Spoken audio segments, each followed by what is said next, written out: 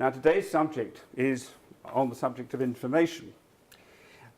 I'm sure you'll agree that reliable, relevant, timely and accessible information is absolutely vital to patients, those who treat them, and to all aspects of running a system intending to provide a safe, effective and generally high quality service.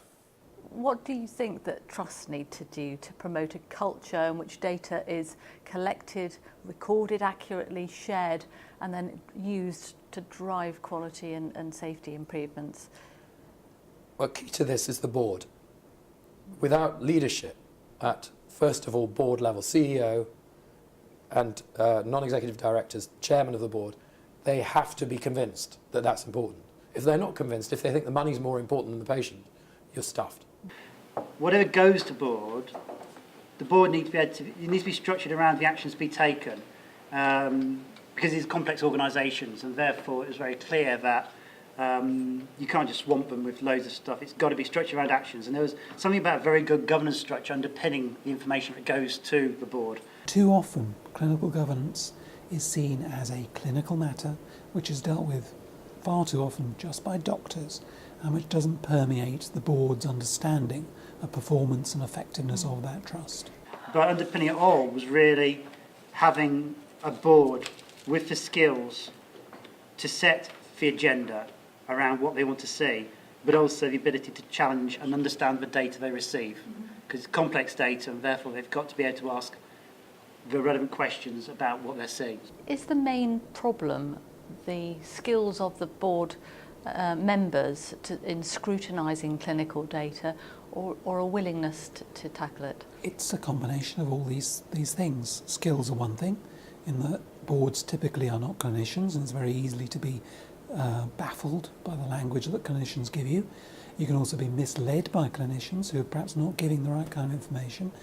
But some of it is about their unwillingness to take clinicians on and to put those kind of challenges in there. Now, I don't wish to give the impression that clinicians are looking to deceive, because they're not. The vast majority of clinicians are completely committed to improvements in quality of care, but they sometimes resent managerial interference in their clinical procedures and in their clinical governance. I think we did talk about insight of board members and linking that also to training in terms of were the clinical and non-clinical members of the board able to understand information that was being presented to them, able to understand the consequences of acting or not acting on that information. And then that went further into a discussion about culture and indeed the skill sets of individuals. Do you think at the moment we have too much data, not enough information and even less knowledge? I think I'd have to agree with that analysis. There is an awful lot of information out there which is of very questionable value. Depends what we want it for, and the whole point of what I was trying to say is that information is only valuable within a process. It's always time to review the information that's captured and whether or not it's still relevant, because quite a large amount of data that's captured is not used for any particular purpose as it finds its way through the system, and some of that time being spent on information that's of direct relevance to the quality of care delivered to patients is where we should be heading. Well, what we do with Foundation Trust is all the data returns automatically expire after a year unless somebody makes a case to keep them. So. There are some specialties where extensive, detailed information about quality and safety and outcome do exist and are available for both clinicians and patients and their families to see. And there are others where it's a complete desert, where there's just no information. Well, in a nutshell, I would like to see all specialties being committed to collecting information and making it public. Generally within an organisation, if we try and make the capture of information an additional task for people to undertake without understanding either why it's important, or actually ideally trying to have a system whereby information falls out of the routine capture of information that's used for clinical purposes being the correct way forward, then that's where we should be aiming to head. The idea of giving busy clinical staff an extra form to fill in so the board can look at a particular indicator every now and then is not the appropriate direction of travel. How do you, or how have you developed a culture in which information is used to inform clinical practice and data is routinely and accurately recorded? Well, we've got data recording, of course, is now, the vast majority of this data is recorded by doctors and nurses doing their day job. So as they're looking after the paper, they're not writing asthma in the notes, they're entering asthma into the system. And so it's as accurate as it can be, because it is the primary clinical record that we're feeding off. In terms of the cultural side of it, we have evidence, which I know other organisations worldwide have evidence that simply displaying the data improves behaviour. We should be making the information public.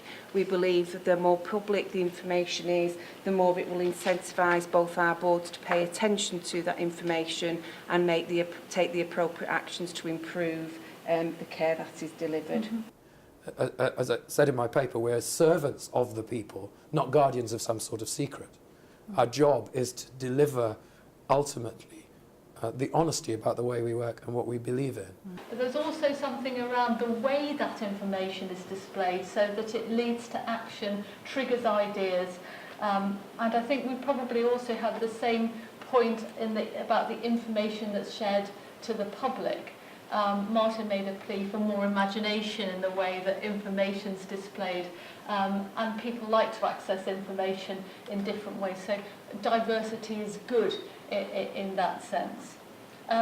Diversity is not good in other senses, and I think there was a plea for more standardisation of data in the way that it was defined, and within organisations in the way that they're using particular terms so that they're used to mean the same thing. We certainly believe there has to be a kind of mandated set of data that every trust should be required to report, and we are somewhere short of that.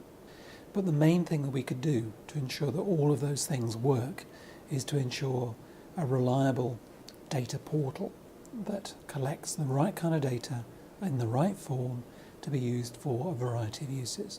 And we are a long way away from that at the moment. We've also talked about the investment in information systems, because electronic recording seems to be the only game in town if you're really going to shift performance improvement over time and reduce human errors. We've had 2 excellent case studies demonstrating that, and I think the consensus there was the question shouldn't be can we afford it, it was can we afford not to invest in this area.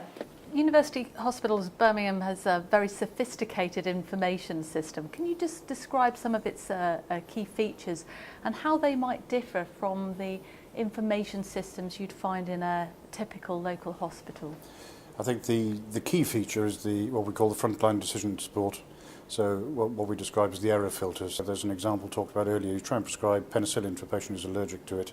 The system will simply stop you doing that. So it's got an absolute disallow in it that prevents that prescription being processed. So you're reducing the risk of human errors? We think that we're preventing something in the region of 60% of the previous error rate through that error filter. Do you think the NHS needs to change the way it collects and shares information to keep up with social trends? Well, it must. And it must put effort into understanding the relationship between confidentiality and communication. We all understand the reasons and the need for patient confidentiality, but working in a clinic with young people, as I'm privileged to do all the time, they all want me to talk to them by email. Yes. And, obviously, it's not quite fair to say all, because some people still don't have access. But the vast majority of young people have a cell phone or a smartphone and access to the internet, either at home or at school.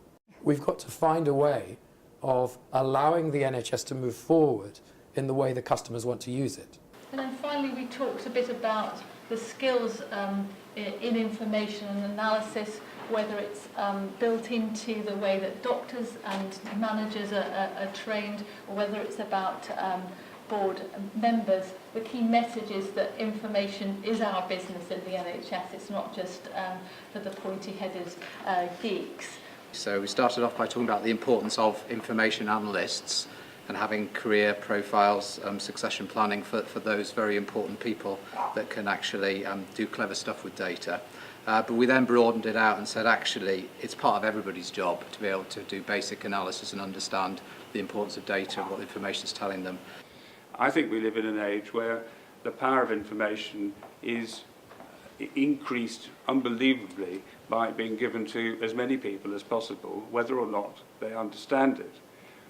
The challenge is then how to explain to them, the people who own the service that you run, what that information means, in a way that not only do they understand, but they're prepared to believe and accept. And I believe that is the challenge we've been talking about today. And unhappily for me, it is now my job, if I can, to incorporate into the lessons of Stafford at least something about how information can be used better than perhaps it has been hitherto.